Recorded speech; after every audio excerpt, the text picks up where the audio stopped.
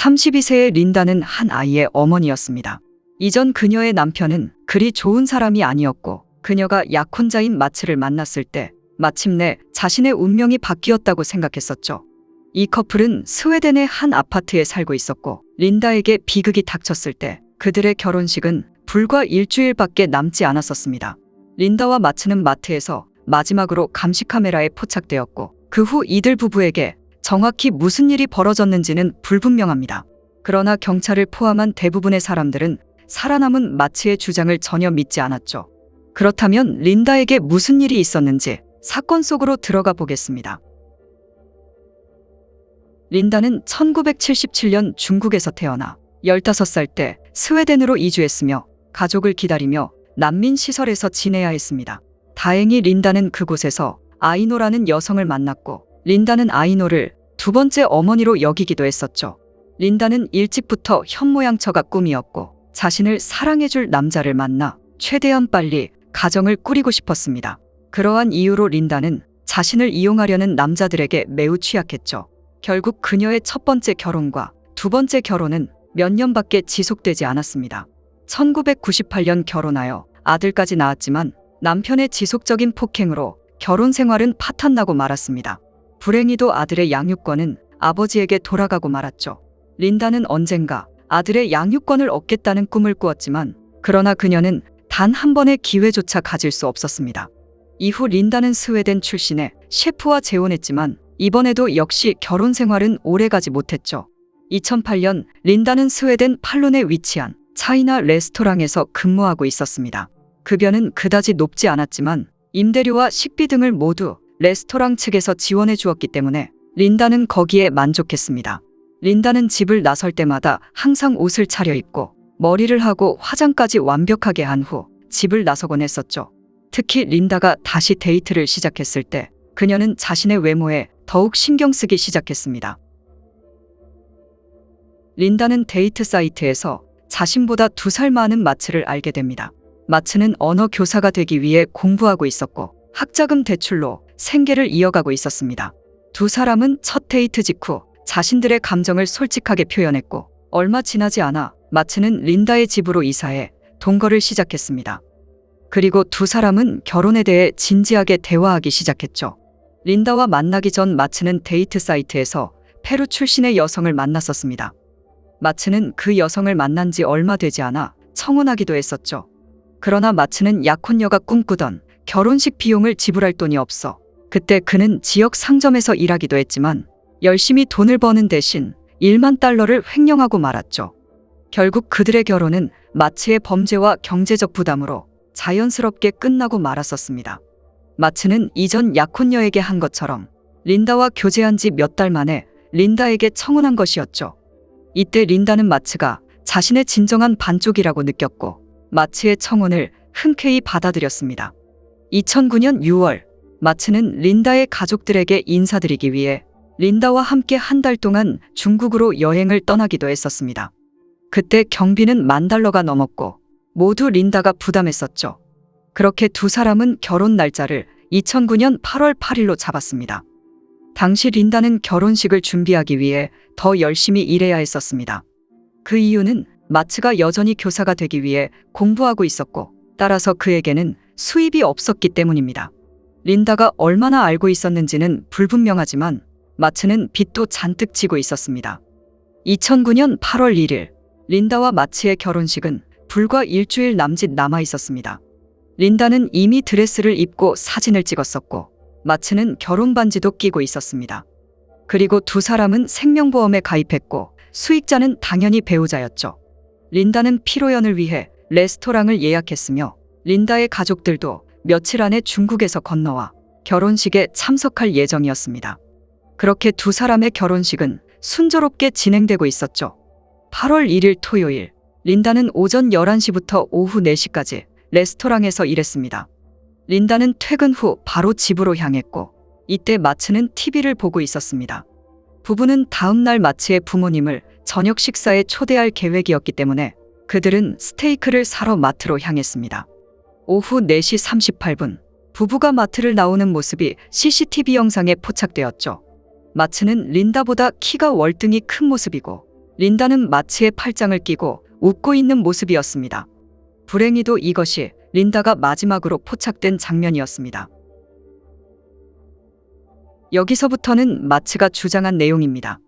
부부는 차를 몰고 집으로 간 뒤 음식 재료를 정리한 다음 드라이브를 하며 결혼식에 필요한 몇 가지를 살펴보기로 결정했습니다. 마지막으로 린다는 결혼식을 올릴 교회와 피로연이 진행될 레스토랑을 확인하고 싶었죠. 우선 부부는 강변에 위치한 카페에 들러 사소한 대화를 주고받았습니다. 이후 부부는 결혼식을 올릴 교회로 향했고 피로연이 진행될 레스토랑으로 향했지만 모두 문이 닫혀 있었습니다. 마츠는 집에 도착하니 오후 8시경이었다고 답했습니다. 집에 돌아오자 린다는 마츠에게 친구들과 약속이 잡혀 있다고 말했는데 그녀가 어디로 가는지 누구와 만나기로 했는지는 말하지 않았다고 합니다.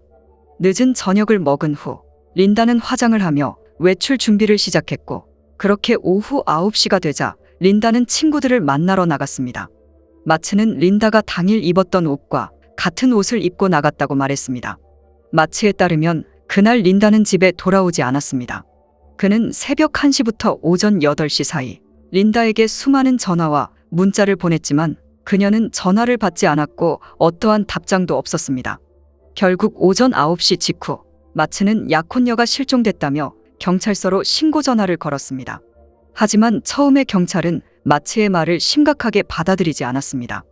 린다는 성인이었고 마츠는 경찰에게 린다가 친구들을 만나러 나갔다고 말했기 때문입니다. 경찰은 린다가 술에 취해 어디선가 자고 있다고 믿었고 좀 더 기다려보고 그래도 연락이 안 된다면 다시 신고하라고 알렸습니다. 그런데 이후 린다는 직장에 출근하지도 않았고 마츠는 계속해서 그녀에게 전화를 걸었지만 소용없었습니다. 화요일이 되었는데도 린다와 연락이 닿지 않자 마츠는 경찰서로 향한 뒤 린다의 실종 신고를 하게 됩니다. 마츠는 경찰에게 린다와 오후 8시경 집으로 돌아왔고 린다가 오후 9시경 친구들을 만나러 나갔을 때 어디로 가는지 누구를 만나는지 언급하지 않았지만 그는 린다가 직장 동료인 토니 첸이라는 남자를 만났을 수도 있다고 말했습니다. 마츠는 두 사람의 관계를 의심하고 있었다고 말했죠. 경찰은 마츠가 지목한 린다의 직장 동료인 토니 첸에게 찾아갔지만 그는 그날 밤 린다와 함께 있었다는 것을 부인했고 절대 부적절한 사이가 아니며 심지어 친하지도 않았다고 말했습니다. 린다와는 그저 직장 동료일 뿐이라고 말했죠. 경찰은 린다의 전 남편들에게까지 찾아갔지만 그들은 린다의 실종 당일 밤 알리바이를 가지고 있었습니다. 수사관들은 린다의 실종 당일 마츠의 일부 진술을 확인할 수 있었습니다. CCTV에서 볼 수 있듯이 부부는 스테이크를 사러 마트로 향했습니다. 그러나 수사관들은 그 이후부터 마츠의 어떠한 주장도 확인할 수 없었습니다. 린다가 마트에서 나와 아파트로 돌아오는 것도 그날 저녁 늦게 아파트를 떠나는 것도 그 누구도 목격하지 못했죠. 수사를 이어가던 경찰은 마츠의 진술에서 허점을 발견하게 됩니다. 우선 마츠는 린다와 함께 카페에 갔었다고 주장했지만 그날 부부를 목격한 사람은 아무도 없었습니다. 영수증이나 카드 결제 기록도 그는 제출하지 못했습니다. 마츠는 린다와 함께 피로연을 예약한 레스토랑에 갔었을 때 문이 닫혀 있었다고 주장했는데 그러나 그날 그 레스토랑은 영업 중이었고 대규모 행사 때문에 레스토랑은 매우 분주했었습니다. 경찰은 마츠의 진술이 사실과 다르기 때문에 그에 대한 조사를 은밀히 이어나가게 됩니다. 이때 린다의 가족들은 결혼식에 참석하기 위해 스웨덴으로 오고 있었고 동시에 린다의 실종자 전단지가 지역 곳곳에 붙여지고 있었습니다. 또한 그녀의 실종은 지역 신문 일면에 실리기도 했습니다. 이때 린다를 키워준 아이노는 린다의 실종자 전단지를 보고 말았죠. 아이노는 마츠가 왜 자신에게 린다의 실종 사실을 알리지 않았는지 혼란스러웠습니다. 자신과 린다의 관계가 얼마나 가까운지 마츠가 알고 있었기 때문이었죠. 아이노는 린다에게 무슨 일이 일어났는지 알아보기 위해 마츠에게 전화를 걸게 됩니다. 그런데 아이노는 전화 반대편에서 들려오는 마츠의 쾌활한 목소리를 듣고 깜짝 놀라고 말았습니다. 아이노는 당시 마츠가 아내가 실종된 것에 대해 전혀 슬퍼하는 말투가 아니었다고 느꼈습니다. 경찰이 수사를 이어가고 있는 동안 마츠는 여러 매체를 통해 인터뷰를 이어갔고 심지어 범죄를 다루는 프로그램에 출연하기도 했습니다. 린다가 실종된 지 한 달이 넘어가고 있었고 이제 그녀에 대한 수사는 잠잠해진 것 같이 보였지만 수사관들은 마츠를 용의자로 지목하고 그에 대해 수사를 진행하고 있었죠. 예정된 결혼식 날, 마츠는 친구들과 함께 맥주를 마셨고 그때 그의 모습이 행복해 보였다며 술집 사장님이 증언했습니다. 또한 마츠는 엄청난 빚과 학자금 대출을 떠안고 있었고 결혼 전 이미 린다는 생명보험에 가입된 상태였습니다. 따라서 경찰은 마츠의 범행 동기를 린다의 생명보험금으로 보았습니다. 9월 중순, 경찰은 마츠에게 경찰서로 출두하라고 요청했지만 무슨 일인지 그는 나타나지 않았습니다. 즉시 경찰은 마츠의 집으로 향했지만 이미 그는 사라진 상태였습니다. 이틀 후 시골 지역에 사는 2명의 주민은 갑자기 한 남자가 숲속에서 자신들을 향해 달려오는 모습을 목격합니다. 그의 머리카락은 그을린 상태였고 몸에는 화상 자국이 남아 있었습니다. 2명의 주민은 그 남성에게 담요와 물을 건넸고 경찰이 도착할 때까지 기다려야 했습니다. 경찰이 도착했을 때 몸에 화상을 입은 채 누워있는 남성을 발견했고 놀랍게도 그는 마츠였습니다. 마츠는 흐느끼며 경찰에게 린다를 찾았지만 불행히도 린다가 누군가에게 살해당했다고 말했습니다. 마츠는 이틀 전 집에 있었을 때 누군가 문을 두드리는 소리를 들었습니다. 그는 경찰인가 싶어 문을 열었는데 중국인 2명이 서 있었습니다. 그들은 흉기로 위협한 뒤 안으로 들어왔고 이어 자신에게 알약 2개를 먹였다고 합니다. 알약을 먹은 마츠는 그대로 기절하고 말았죠. 그가 깨어났을 때 그는 차 트렁크에 있었고 트렁크를 두드리자 중국인들이 차를 세우고 트렁크를 열었습니다. 그들은 마츠에게 린다의 돈이 어디 있는지 물었고 마츠는 린다의 돈이 어디 있는지 모른다고 말했죠. 그러자 그들이 다시 알약 2개를 먹였고 마츠는 다시 기절하고 말았습니다. 다음 날이 되었고 마츠는 다시 트렁크에서 깨어났습니다. 2 중국인은 마츠에게 소량의 음식과 소변을 볼 수 있게 컵을 건넸습니다. 그들은 다시 한번 마츠에게 린다의 돈이 어디 있는지 물었고 마츠는 다시 한번 모른다고 말했죠. 또다시 마츠는 그들에게 약을 먹도록 강요당했고 또다시 마츠는 기절하고 말았습니다. 이번에 그가 숲속에서 깨어났을 때 자신의 옷이 불타고 있었습니다. 황급히 불을 끈 뒤 주위를 둘러보니 린다의 시신이 있었다고 말했습니다. 경찰은 그곳에서 심하게 부패한 시신을 발견했고 신원을 식별할 수 없을 정도였지만 실종 당일 린다와 똑같은 옷을 입고 있었습니다. 그 사이 마츠는 치료받기 위해 병원으로 이송되었고 그가 약물에 의해 기절했다는 주장과는 달리 그의 몸에서는 약물 성분이 전혀 검출되지 않았습니다. 치료를 마친 그는 린다를 살해한 혐의로 체포되었습니다. 이때 마츠는 모든 혐의를 부인했고 오히려 자신이 피해자라고 주장했죠. 또한 그는 경찰에게 자신을 체포할 것이 아니라 중국인 2명을 당장 찾으라며 호소했습니다. 경찰은 린다가 발견된 곳을 조사했지만 물리적 증거는 발견되지 않았고 그녀가 이곳에서 살해당하지 않은 것으로 추정만 할 수 있었습니다. 부검 결과가 나왔지만 불행히도 시신이 너무 부패해 사인은 알아낼 수 없었습니다. 마츠를 체포했지만 물리적 증거는 발견되지 않았고 오로지 정황 증거들 뿐이었죠. 다행히 보일러실에서 마츠의 노트북 가방이 발견되었습니다. 그 가방 안에는 디지털 카메라와 약간의 현금, 마츠가 착용하던 목걸이와 반지가 들어있었고 또한 마츠가 부모님에게 보낼 것으로 추정되는 편지가 발견되었습니다. 분명 그 편지는 마츠의 필체로 보였지만 그러나 마츠는 자신이 쓴 편지가 아니라고 부인했습니다. 그런데 가방에서 발견된 디지털 카메라에서 마츠가 웃고 있는 셀카가 발견되었는데 날짜는 9월 16일이었습니다.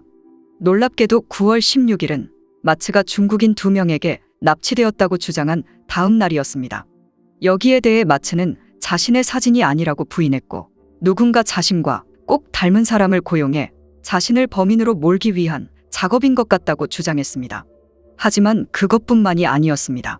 마츠가 납치되었다고 주장했던 날 그의 노트북은 스톡홀름 도서관에서 와이파이에 접속하고 있었습니다.